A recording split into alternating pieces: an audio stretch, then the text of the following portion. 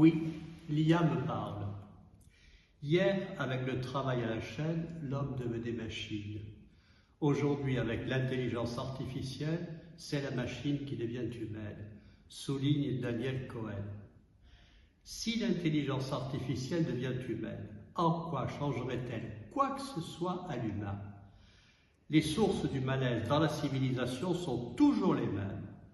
Le malentendu est de structure, à l'origine du langage. L'intelligence artificielle, les nouvelles technologies impliquent la présence d'un inanimé que l'on cherche à animer.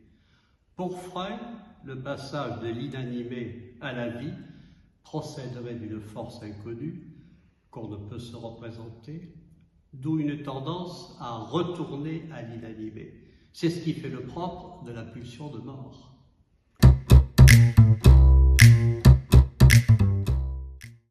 La machine visant à augmenter l'humain, en le greffant sur des dispositifs d'intelligence artificielle, qui voudraient en faire un dieu prophétique, jusqu'au cyborg.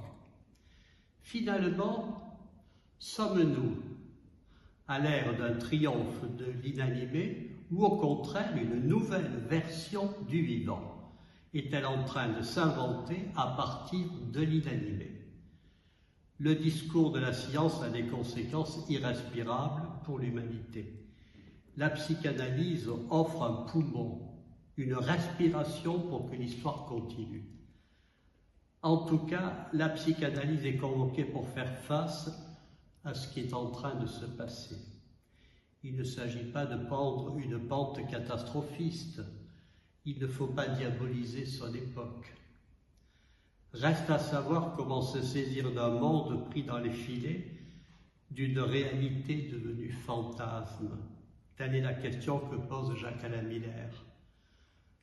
Par le fait même que ce monde artificiel soit conçu par les humains, il comporte en lui-même tout autant de potentialités de vie, d'invention, que de mort et de destruction.